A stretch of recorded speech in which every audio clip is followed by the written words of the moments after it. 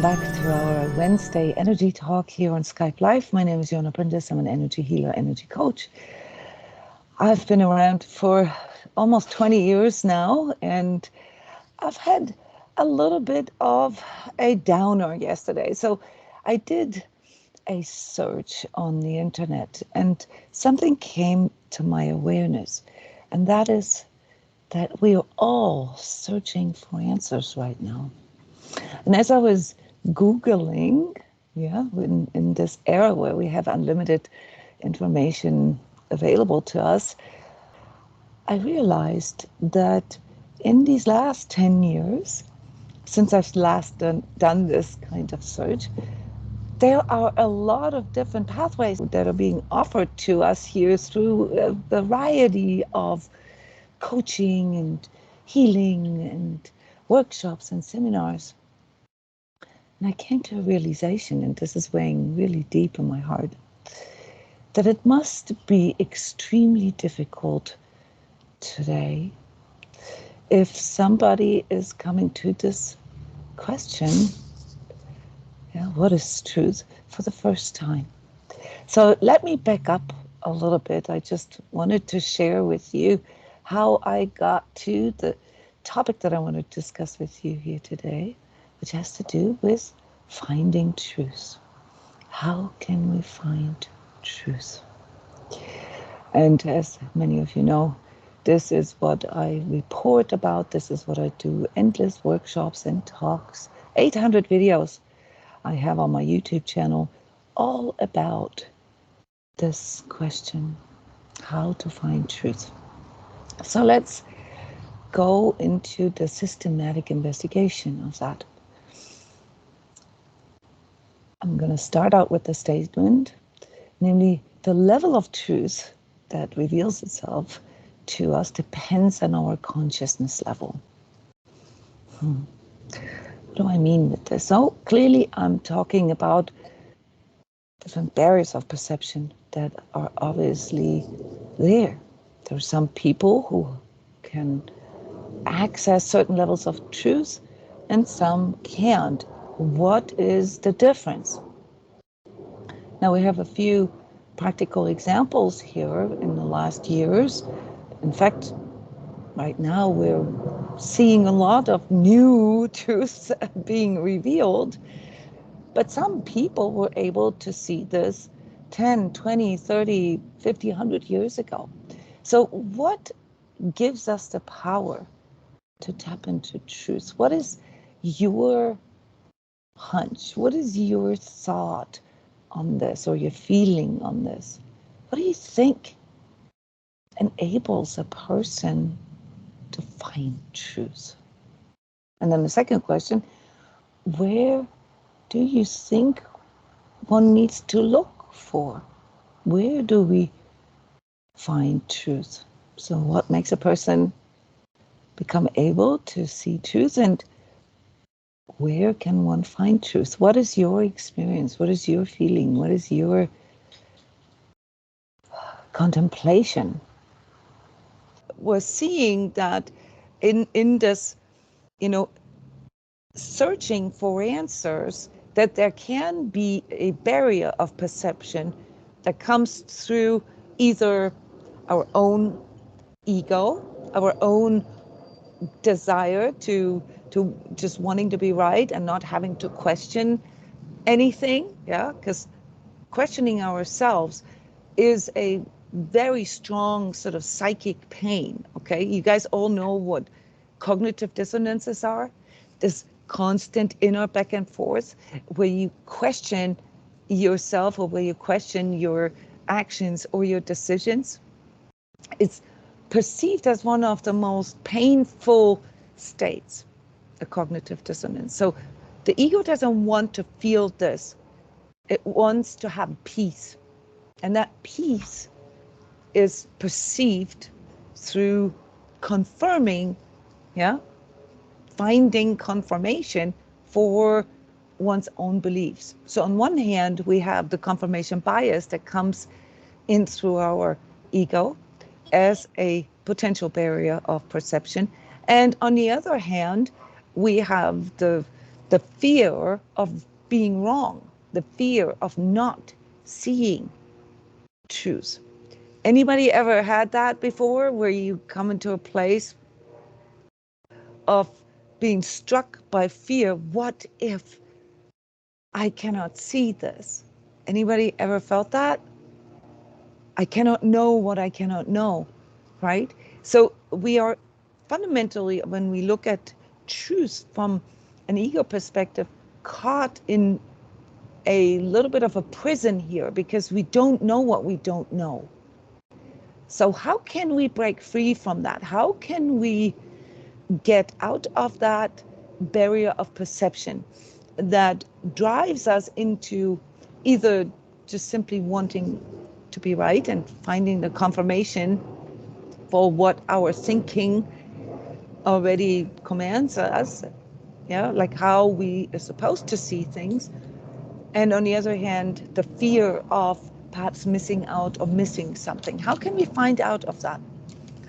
Well, the fundamental science of coming to insights asks us to first determine what in us is seeking, and where is it seeking, and how is it seeking. Okay, so we're seeking perhaps answers that have to do with a certain attitude in us. For example, the attitude of being comfortable, feeling physical comfort. So we get caught in our own prison of the mind if we don't investigate what in us is seeking and what we are seeking for.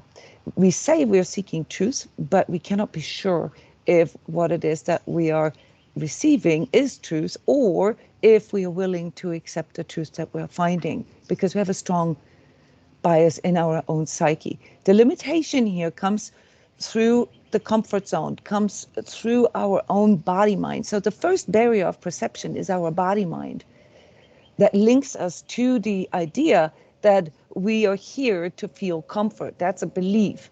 That's a way of thinking. We're here to experience comfort. Yeah, we want to avoid pain and seek pleasure. That's the fundamental belief, okay, that we are identifying, or that we see ourselves as a physical being, which on a certain level of consciousness is natural, because we experience ourselves here going through our daily lives through our bodies, through our emotions, and through the thoughts that come with it, or the thoughts that actually produce the well-being or the unwell-being. And this is the part here that you need to see, okay? It's our way of thinking that determines how we decide, how we discern what we accept as truth or not. This is a barrier of the mind. The mistake here, the error perception, is not that we are not good enough or that we can't really see truth, but that the bias that we have, which comes out of the thinking that we are physical, yeah, and with it, all the aspects of emotionality and the aspects of our own bias that are linked with another through our nervous system, that is all that we are. If we are caught in our ego mind, in our body mind, that links with our ego into the collective ego, we run into a little bit of a paradigm blindness, because most of those thoughts that we think, okay, that is basically conditioned to us as the way of thinking, doesn't even come from ourselves. So my estimate here is that roughly 80% of our thoughts aren't our own. They're collective thoughts. They're thoughts that are being fed into us through those conscious beliefs and traditions. And you can see this very beautifully if you compare different cultures, different ethnic groups. There's sometimes fundamentally different ways of thinking, different beliefs, and they make people see things differently. So the way we see something, if we don't break out of the prison of our own body mind, is determined by the outside, is determined by what the information is that comes in from the outside. Now, when we look for the next level of truth, it leads us to, and typically leads us through, leads us there through the confrontation with untruth. And that is, what if we discover an untruth? Okay, now we have to ask ourselves, how come I didn't see this before? Anybody ever had that? And, all this turmoil that comes with, recognizing that obviously there must be a limitation in my mind if something that is obvious to me today, yeah, if I wasn't able to see that yesterday. Anybody ever had that? Anybody ever had that sort of like, whoa, how come I didn't see this before? Nobody? I have this all the time. Yeah. I do Yeah, feel it all the time. Yeah. And that's the first insight here that can lead us to understanding that maybe truth lies elsewhere. It doesn't lie in our way of thinking unreflected. It lies in the way of us investigating what our thinking is determined by. Okay, so if my thinking is determined by, let's say, I'm taking myself now, I'm a woman, okay, what a good woman or a good daughter or a good wife or a good mother is supposed to be. All right, there will be some truths that I will be unable to see.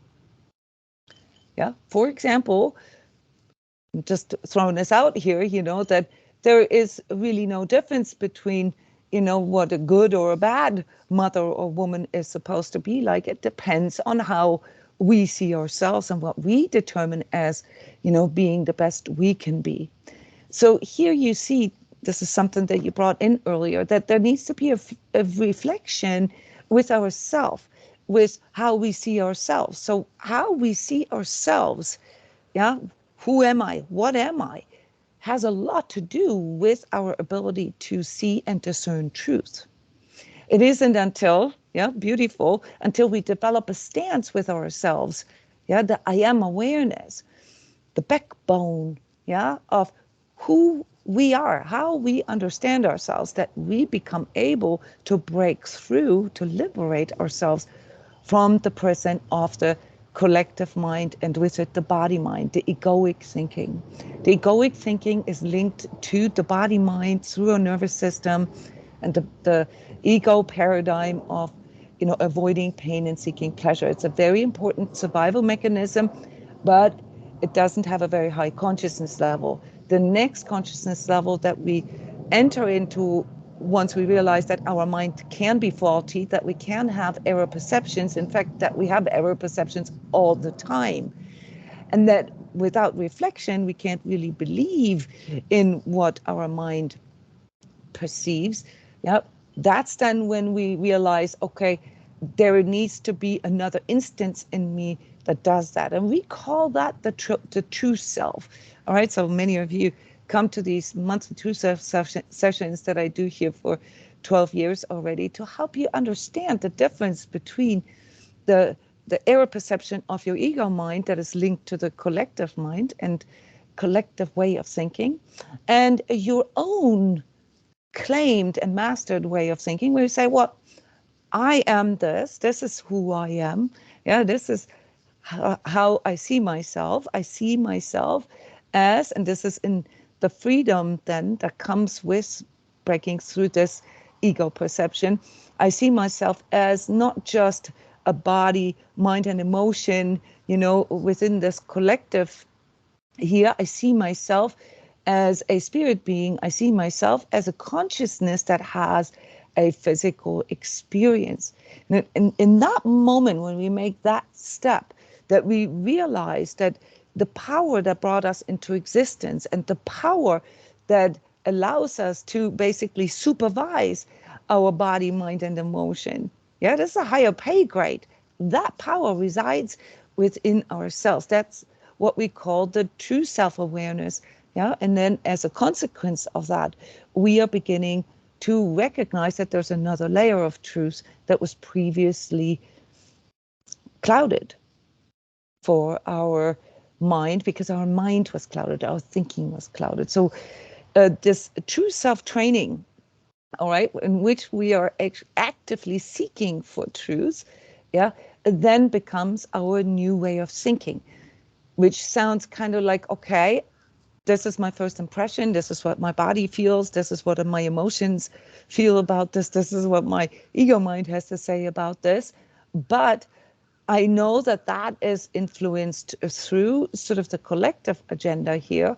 And therefore, I'm just taking this as bits and pieces of truth. I'm just taking that as puzzle pieces. And I use this higher part in me, that what we call consciousness, all right, via our entirety of feeling into, whatever the topic may be. How Syria described this earlier, yeah, that can inform me about whether it's life supporting, whether it's expansive, whether it's loving, whether it's making me grow, or whether it's restricting me, whether it's filling me with fear thoughts, whether it's influencing my emotions about myself with negativity, and whether it's perhaps even making me sick. Okay, so the body-mind's restriction, yeah, is that our faulty way of thinking, our error perceptions, then, take on the density throughout throughout our life that can actually make us physically sick. When we enter the true self-awareness, where we realize that we are more than just our body, all right, away from the material collective egoic way of thinking, we realize that there is a healing power that lies in truth. And as we are willing, to seek truth and embrace truth, we realize that there's a reconciliation process that needs to go on. And this is what we call self-healing. All right, so as we reconcile this problem that we have in our ego mind, namely, oh, how come I couldn't see this before? All right, we are entering a higher level of consciousness, one that comes in with the need for us to reconcile all our judgments, for example, all our opinions, all our positionalities, because we realize that they are influenced through outer information. So pure truth can only be found within, but it does depend on our level of consciousness. Now, there is, the true self here that helps us, yeah, to investigate this through forming disciplines with ourselves. Yeah, so one of these disciplines I just mentioned, where you let go of believing that your mind is all there is to you, let go of the identification with your ego mind, and put into consideration that there are a lot of things that you cannot see. Now, here in our collective development, we are at this point where we are discovering this. All right, so we have a lot of issues in our collective right now that are very positionalized, very, where there's opposite ways of seeing something dominating our perception. Now, let me ask you something. Is it actually possible, when you look at pure truth, that there are opposite ways of perceiving truth? Is it possible that you can perceive truth in different ways? Is it possible to perceive truth as good or bad?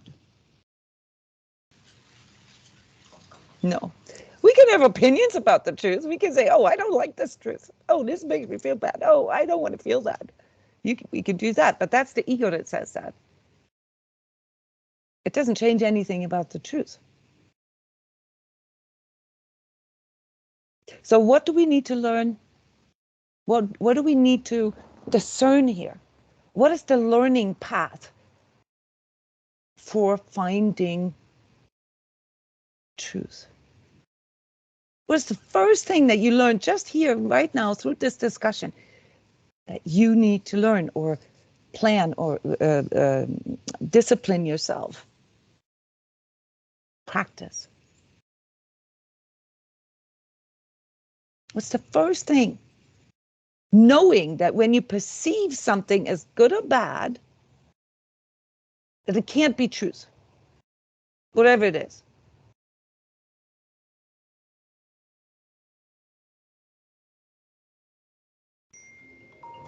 the first thing that we need to practice is to stop judging whatever it is that we are perceiving. Okay? Yes, and then it leads you to discernment, because as you were recognizing that there's two parts in you, one part that says, oh no, I don't want this, and the other part that says, okay, well, it could be possible, it's probable, it is something, that might be true. I don't know until when. And this is then the true exercise. Until when do I know that something is true?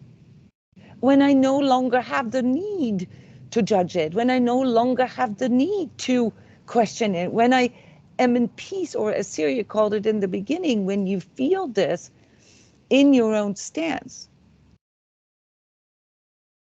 when there is no cognitive dissonance left, when there is no pain with being in truth.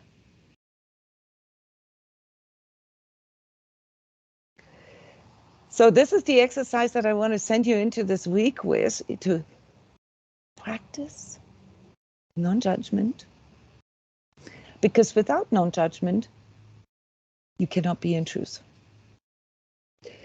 You can recognize that there are different parts in you. There's the body, and there's the emotions, and there's, your intellectual mind that might disagree with what you're experiencing. But that doesn't mean that it's not true. So the exercise is catch it when you find yourself, your ego mind, judging what you see. That's when you realize how limited your ego mind actually is. Any comments, any questions? What can we do in the practical? Because ultimately, if you think about it, searching for answers should lead us to making choices, right? I mean, isn't that why we're searching for answers? We're searching for answers so that we can make better choices, so that we can turn them into actions. Is that right? That's why we're searching for answers. Well, those who seek truth will find truth. However, nobody says that you find it overnight, and nobody says that you like it, okay? That the ego part in you will like it. So the reason why this takes so long to train discernment of truth is because you have to deal with all these different layers of your ego mind that binds you to the error perception that you are physical, that it's all just your body, mind, emotion, your neurotransmitters, your brain, etc. That binds you to judging what you see. All big, spiritual teachings in the world, Eastern, Western, Middle Eastern, all of them entail the path of non-judgment. And that is because until you reach that point where you can be neutral about what it is that you are seeing, you are unable to uncover your own error perceptions. You're unable to feel truth within. Okay? There are other levels of truth that have to do with collaborating with this, consciousness in us that allows us to link into the spirit of truth. And that has to do with spiritual seeking, because as we are beginning to spiritually seek, we will uncover that there is even more to that, the spirit of truth is sometimes concealed to us. All right. And here we have to learn how to cross another barrier, the second barrier of perception, which is the one that you will recognize as soon as you've discovered your true self. And that is that there is an even higher level of consciousness residing in you that comes with love, that feels self-loving, that can heal you. And this is why here at transCODES, why we choose the path of self-healing as the path for finding truth. Because self-healing leads one, in essence, to first the spirit of truth, through learning how to work with your own true self, and then ultimately to the spirit of love, by learning how to work with divine consciousness. So these are the contemplations here of the week for you. Yeah, practice non-judgment with your thinking and your attitude toward truth, and learn to discern which part of you is seeing truth. Yes, and this is a good comment here. Some people choose to not see truth, and that is their choice. That we all have that choice. But I was here in this energy talk just speaking to those of us who seek truth, who seek answers. Yeah, if we choose not to see truth, then that was our choice. It requires the seeking, all right, to find truth. Okay, guys, heavy stuff here at a heavy time. Okay, right on time to greet April energies. Okay, I hope that you have had the time already to tune into the new energy calendar for April on my website, and perhaps even watched the energy forecast for April, where we need to deal with truth, and better say the purpose of being confronted with untruth. Till next Wednesday, see you soon, guys. Stay conscious.